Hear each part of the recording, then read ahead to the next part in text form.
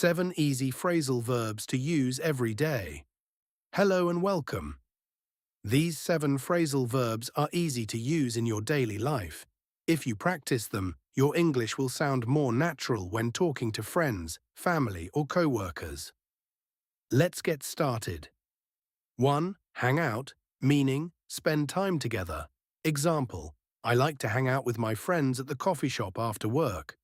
2. Catch up, meaning talk after a long time.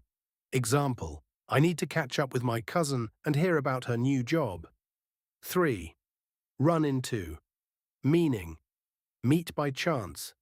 Example, I ran into my old classmate at the supermarket yesterday. 4. Get along, meaning have a good relationship.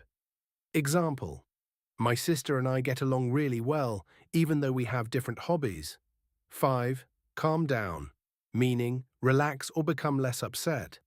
Example, calm down, don't worry about the exam, it'll be okay.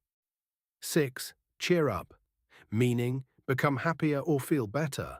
Example, I bought her favorite chocolate to cheer her up after a tough day. 7. Look forward to, meaning feel excited about something in the future. Example, I look forward to going on vacation with my family next month.